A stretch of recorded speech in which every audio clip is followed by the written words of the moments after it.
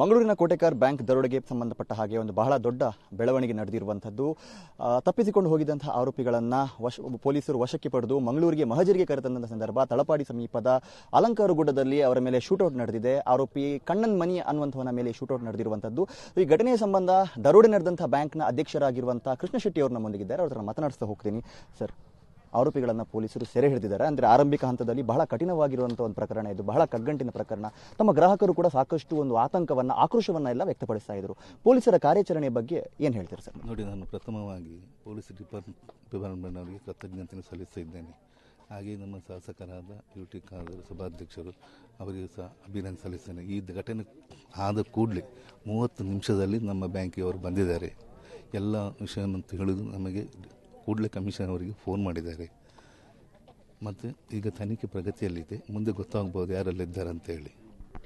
Sir, ಈಗ ಚಿನ್ನಾಭರಣ ಕಳವಾಗಿತ್ತು, ನಗದು ಕಳವಾಗಿತ್ತು. ಈಗ ತಮಗೆ ಬಂದಿರುವಂಥ ಮಾಹಿತಿ ಏನು? ಎಷ್ಟರ ಮಟ್ಟಿಗೆ ರಿಕವರ್ ಮಾಡಿದ್ದಾರೆ? ಎಷ್ಟನ್ನು ರಿಕವರ್ ಮಾಡೋದಕ್ಕೆ ಬಾಕಿ ಇದೆ? ಏನಾದರೂ ಮಾಹಿತಿ ಬಂದಿದೆ? ನೋಡಿ, ಎಷ್ಟು ರಿಕವರ್ ಮಾಡಿದ್ದಾರೆ, ಎಷ್ಟೊಂದು ನಮಗೆ ಸರಿಯಾದ ಮಾಹಿತಿ ಇಷ್ಟ ತನಕ ಬರಲಿಲ್ಲ. ಈಗ 3 ಪೊಲೀಸರು ವಶಕ್ಕೆ ಪಡೆದಿದ್ದಾರೆ. ಸ್ಥಳೀಯರಲ್ಲೂ ಒಂದು ಅನುಮಾನ, ಬಂದಂಥ ಗ್ರಾಹಕರು ಇದೇ ಅನುಮಾನವನ್ನು ವ್ಯಕ್ತಪಡಿಸ್ತಾ ಇದ್ರು. ಯಾರೋ ಸ್ಥಳೀಯರೇ ಶಾಮೀಲಾಗಿದ್ದಾರೆ, ಮಾಹಿತಿ ಗೊತ್ತಿದ್ದವರು, ಬ್ಯಾಂಕ್ನ ಚಲನವಲನ, ಬ್ಯಾಂಕ್ನಲ್ಲಿ ನಡೀತಾ ಇದ್ದಂಥ ವಹಿವಾಟು, ಹಿಂದೆ ನಡೆದಂಥ ಒಂದಿಷ್ಟು ಪ್ರಕರಣ. ಸೊ ಸ್ಥಳೀಯರ ಶಾಮೀಲು ಏನಾದರೂ ಇರ್ಬೋದಾ ಈ ಪ್ರಕರಣದಲ್ಲಿ? ನೋಡಿ, ನಮಗೆ ಅಂಥದ್ದೇನು ಡೌಟ್ ಇಲ್ಲ ಸ್ಥಳೀಯರು ಇದ್ದಾರೆ ಅಂತೇಳಿ. ಆದರೆ ಒಂದು ಕನ್ನಡ ಒಬ್ಬರು ಮಾತಾಡ್ತಿದ್ದಾರೆ, ಹಾಗೆ ಏನಾದರೂ ಇರಬಹುದು ಅಂತ ಒಂದು ಡೌಟ್ ಅಷ್ಟೇ. ಅಂದರೆ ಈಗ ಏನು ಆರೋಪಿಗಳನ್ನು ಬಂಧಿಸಿದ್ದಾರೆ ಅವರೆಲ್ಲರೂ ಕೂಡ ತಮಿಳುನಾಡು, ಮುಂಬೈ ಮೂಲದವರು. ಇನ್ನೂ ಒಂದಿಷ್ಟು ಆರೋಪಿಗಳು ಬಂಧನಕ್ಕೆ ಬಾಕಿ ಇದೆ.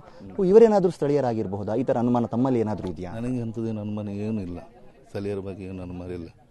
ತನಿಖೆ ಮಾಡ್ತಿದ್ದಾರಲ್ಲ, ಒಂದು ವಾರದಲ್ಲಿ ಗೊತ್ತಾಗಬಹುದು ಯಾರಿದ್ದಾರೆ ಅಂತ ಹೇಳಿ. ಓಕೆ ಸರ್, ಈಗ ಮೊನ್ನೆ ದಿವಸ ಬಂದಂಥ ಗ್ರಾಹಕರು ಬಹಳಷ್ಟು ಆಕ್ರೋಶವನ್ನು ವ್ಯಕ್ತಪಡಿಸ್ತಾ ಇದ್ರು. ಅಂದರೆ ಮುಗ್ದು ಹೋಯಿತು ಎಲ್ಲ ಅನ್ನುವಂಥ ರೀತಿಯಲ್ಲೂ ಕೂಡ, ಅಂದರೆ ಆತಂಕ ಆಗುವಂಥದ್ದು ಸಹಜ. ಈಗ ಏನು ರೆಸ್ಪಾನ್ಸ್ ಬರ್ತಾ ಇದೆ? ನಿನ್ನೆ ತನಕ ವಾತಾವರಣ ಹೇಗಿತ್ತು? ಆರೋಪಿಗಳ ಬಂಧನವಾದ ಮೇಲೆ ಯಾವ ಥರ ಇದೆ? ನೋಡಿ, ನಾವು ಚಿನ್ನ ಅಡವು ಇಡುವಾಗ ಅವರಿಗೆ 80%, 90% ಹಣವನ್ನು ನಾವು ಕೊಡ್ತೇವೆ. ಅವ್ರದ್ದು ಹಣ ನಮ್ಮಲ್ಲಿ ಬಾಕಿ ಇರೋದು 10%, 5% ಇರೋದು. ಅವರಿಗೆ ನಿನ್ನೆ ಒಂದು 300-400 ಜನ ಬಂದಿದ್ದರು. ಅವರಿಗೆಲ್ಲ ನಿಮಗೆ ಚಿನ್ನ ನಿಮಗೆ ಎಷ್ಟಾಗ್ತದೆ ಅಷ್ಟು ನಾವು ಕೊಡ್ತೇವೆ ಅಂತ ಹೇಳಿದ್ದೇವೆ. ಮತ್ತು ನಿನ್ನೆ ರಾತ್ರಿ ಈ ಮಾಹಿತಿ ಸಿಕ್ಕಿತಲ್ಲ ನಮಗೆ, ಎಲ್ಲ ಹಿಡಿದಿದ್ದಾರೆ ಅಂತೇಳಿ. ಇವತ್ತು ಎಲ್ಲರೂ ಸಹಕಾರ ಕೊಟ್ಟಿದ್ದಾರೆ, ಸಮಾಧಾನದಲ್ಲಿದ್ದಾರೆ ಎಲ್ಲರೂ. ಸರ್, ಈಗ ಮೊನ್ನೆ ದಿವಸ ಒಂದು ಪ್ರಕರಣ ನಡೆದಂಥ ಸಂದರ್ಭ ನಾನು ಹೇಳ್ತಾ ಇದ್ದೆ, ಆರೋಪಿಗಳ ಬಂಧನವಾಗುತ್ತಾ, ಸಿಗ್ತಾರಾ? ಯಾಕಂದರೆ ಹಿಂದೆ ಒಂದಿಷ್ಟು ಉದಾಹರಣೆಗಳು ಇದೆ. ಯಾಕಂದರೆ ತಪ್ಪಿಸಿಕೊಂಡಂಥ ರೀತಿ ಆ ಥರ ಇತ್ತು. ಎಲ್ರಿಗೂ ಕೂಡ ಚಳ್ಳೆಹಣ್ಣು ತಿನ್ನಿಸಿದಂಥ ರೀತಿ ಆ ಥರ ಅವ್ರು ಅಂದ್ಕೊಂಡಿದ್ರು. ಆದರೆ ಇದನ್ನೆಲ್ಲವನ್ನು ಭೇದಿಸಿ ಯಾರು ಊಹಿಸದ ರೀತಿಯಲ್ಲಿ ಈಗ ಆರೋಪಿಗಳ ಬಂಧನ ಆಗಿದೆ. ತಮ್ಮ ಮನದಾಳದ ಮಾತು ಏನು ಸರ್ ಪೊಲೀಸರು? ನೋಡಿ, ಪೊಲೀಸ್ ಇಲಾಖೆ ತುಂಬ ಸಪೋರ್ಟ್ ಕೊಟ್ಟಿದ್ದಾರೆ ನಮಗೆ. ಈ ವಿಷಯದಲ್ಲಿ ತುಂಬ ಸಂತೋಷ ಆಗ್ತದೆ. ನಮಗೆ ಮಾತ್ರ ಅಲ್ಲ, ನಾವು ಇಡೀ ಊರಿನವರಿಗೆ ಈ ವಿಷಯದಲ್ಲಿ ಸಂತೋಷ ಉಂಟು.